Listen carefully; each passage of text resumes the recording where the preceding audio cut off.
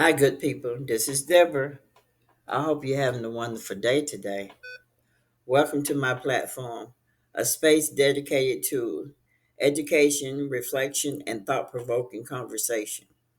Here I share knowledge with intentions of respect, spiritual discernment, guided by intuition and throughout and thorough research.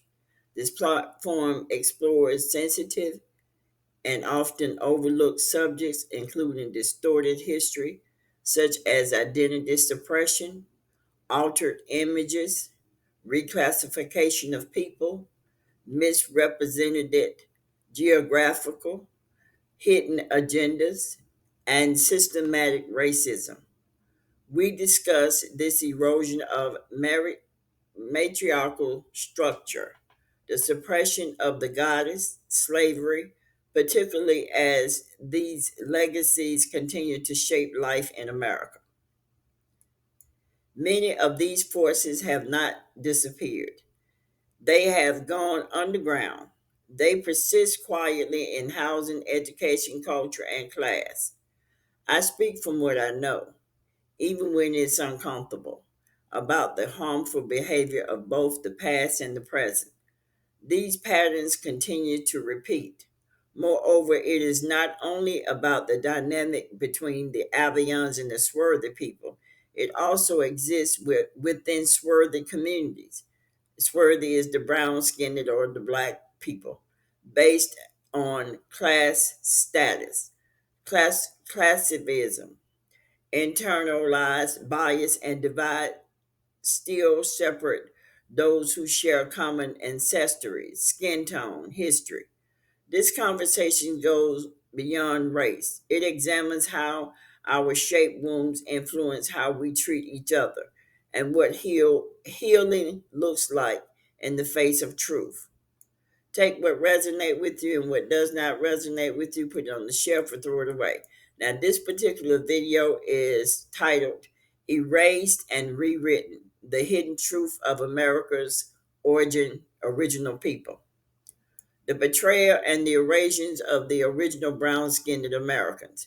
The original brown skinned inhabitants of America face a brutal betrayal and systematic erosion, acts in which both the Moors and the European albinos played significant roles. As soon as a contact was made, a campaign of renaming, enslaving, and dividing the people began. Race became a weapon. The original population was labeled as Indians, a term rooted in misidentification, and in over time they were erased through tactics like paper genocide, forced reclassification, and a blood quantum laws that excluded many from their heritage. The origins of the word slave and Slavic connection.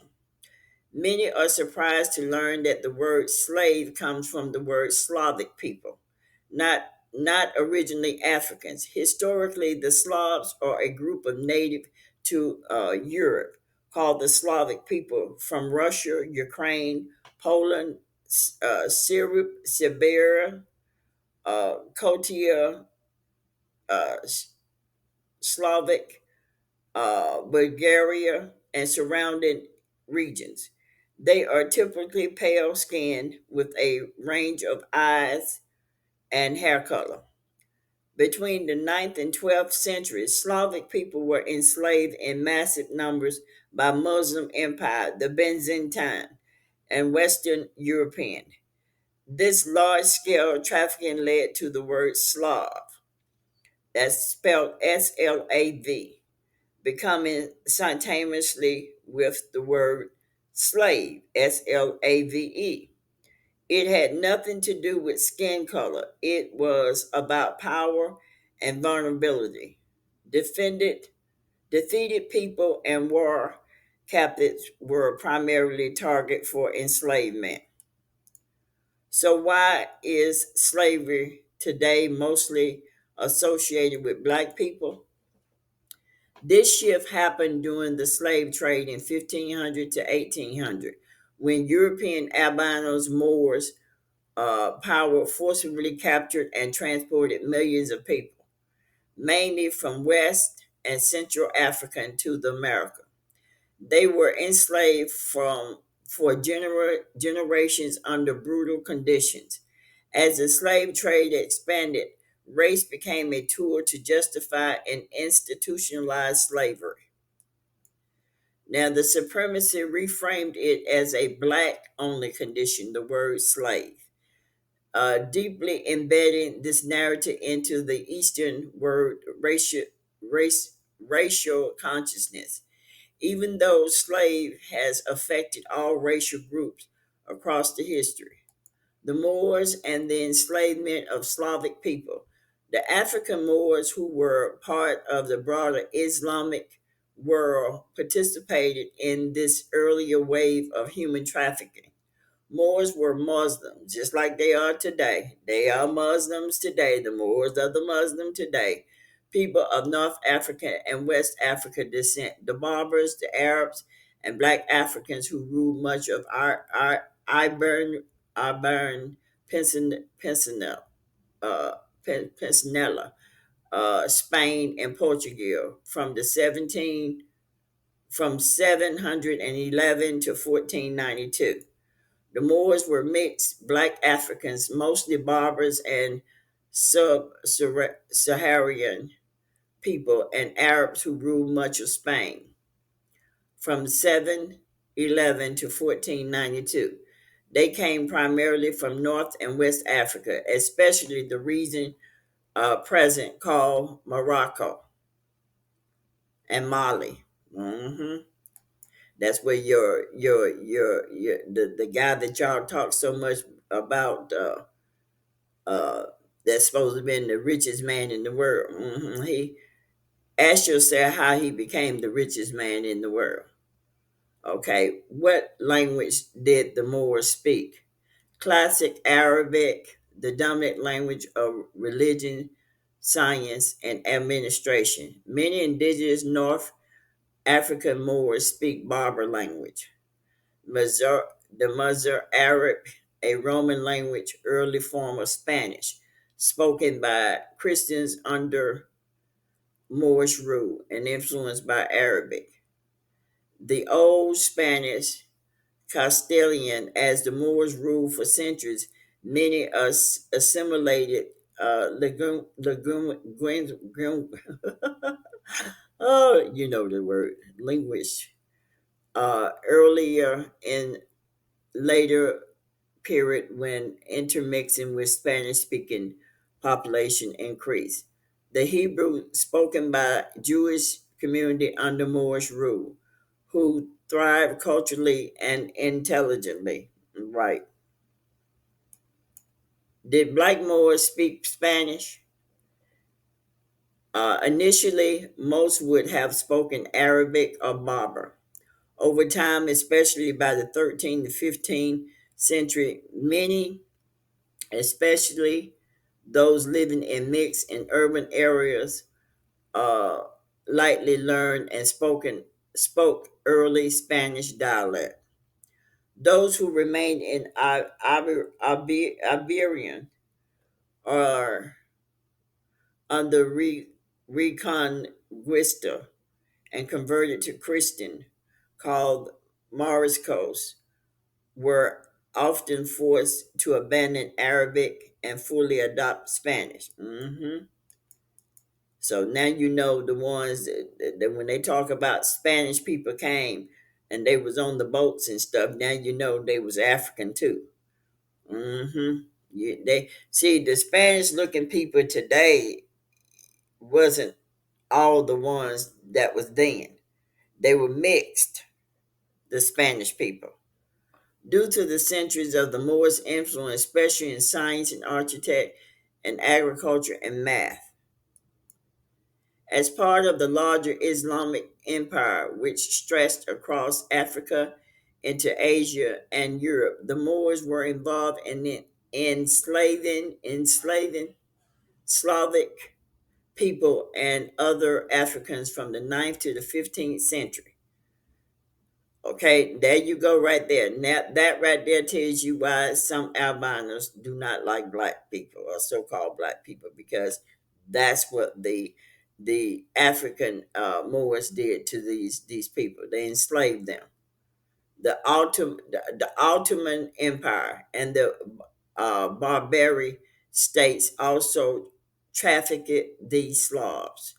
Once again, enslavement was about power and race.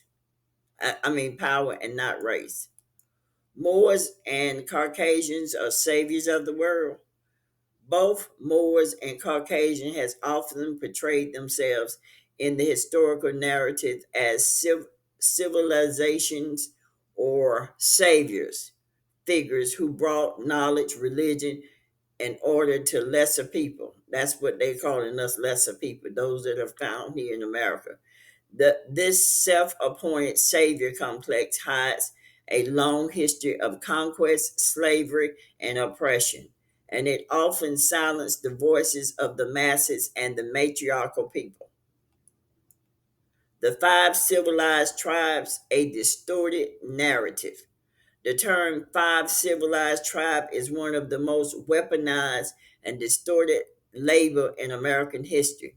The U.S. government assigned it to the Cherokee, the Choctaw, the Chickasaw, the Creek, the Muscogee, and the Seminole Nation.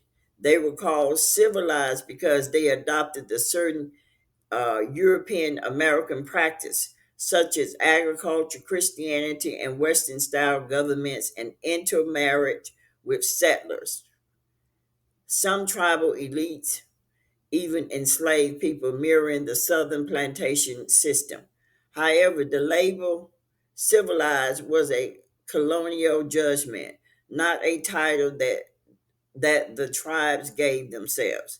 It served as a divide and control.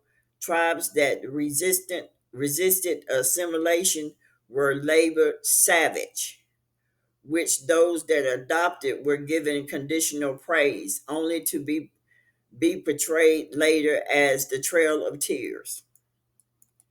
Later of layers of distortion, complexity, and erosion.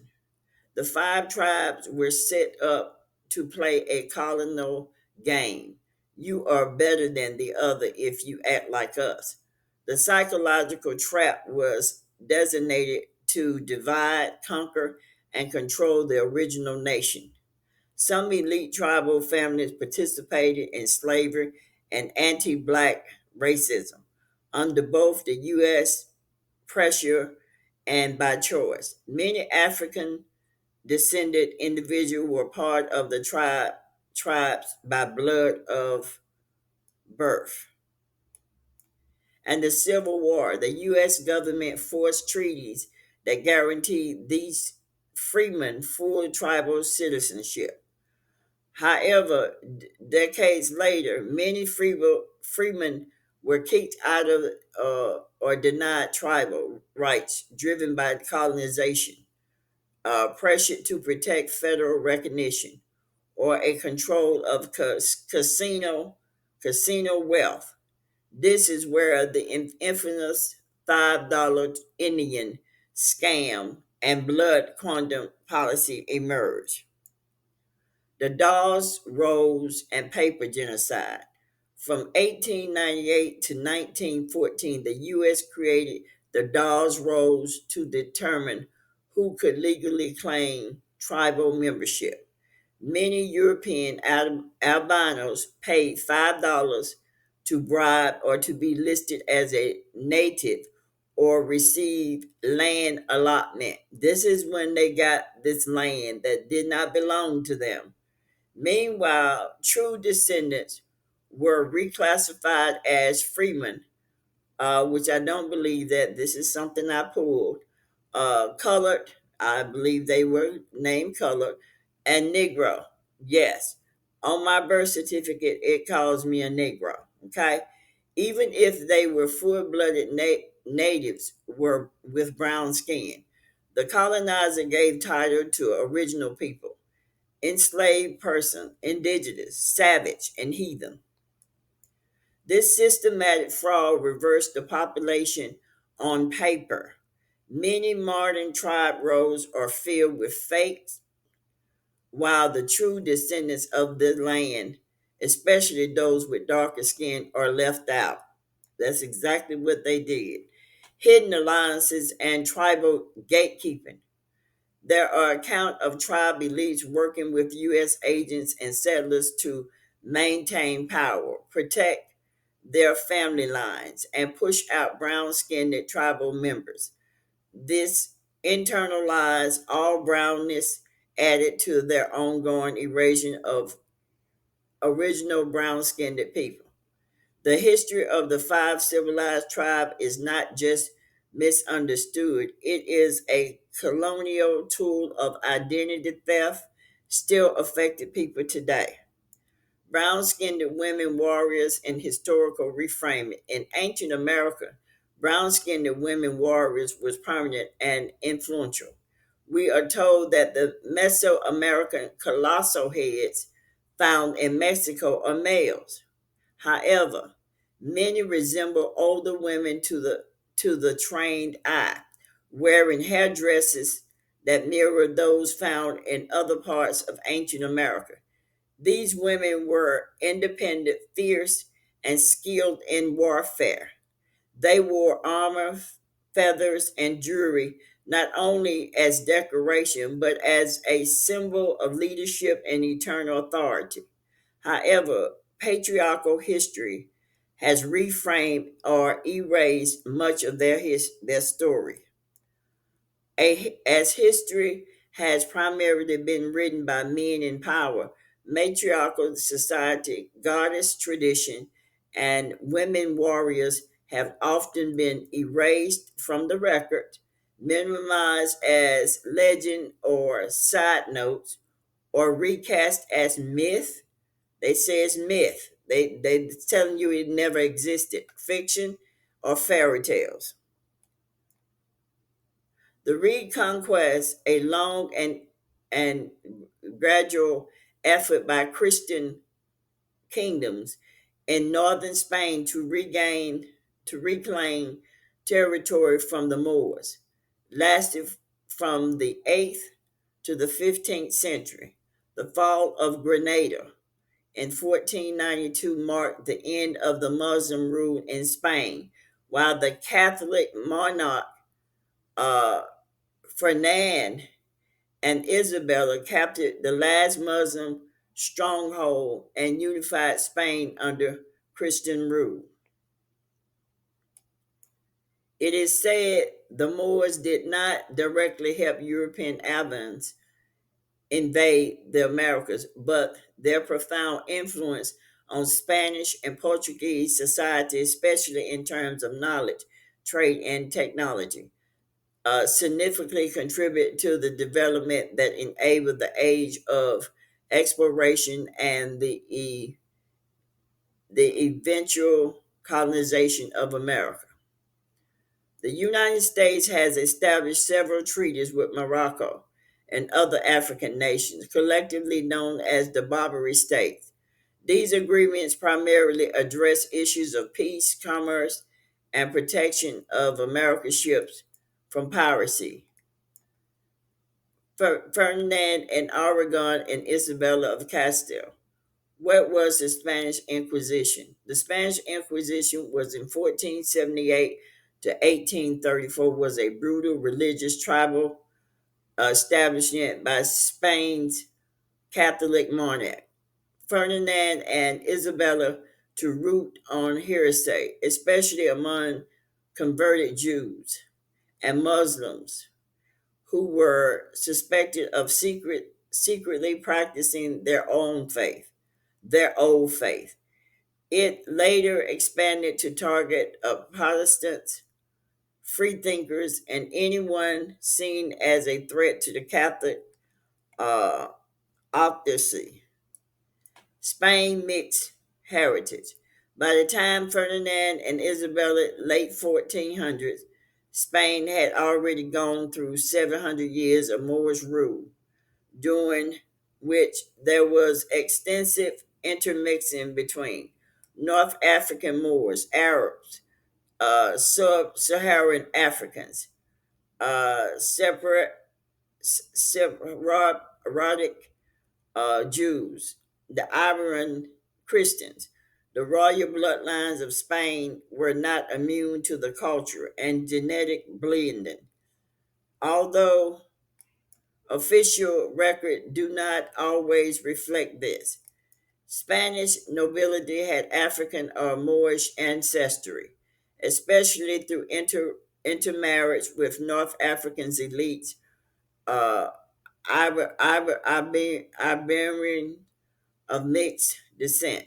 These little direct genetics are documentary proof that confirms that African ancestries, but there are many cultural and political reasons why the evidence could have been erased or ignored.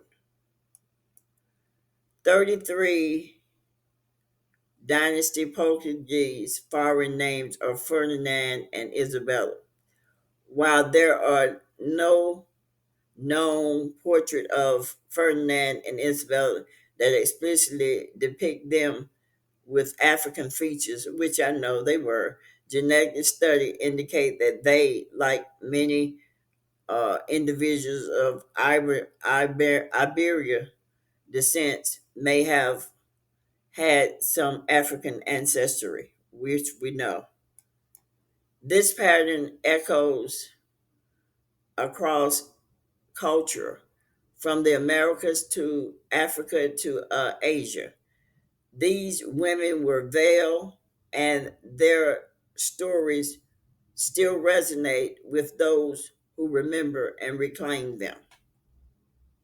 I have added some references, and also I've added some pictures that you will see in part two of this particular video. Take care, good people.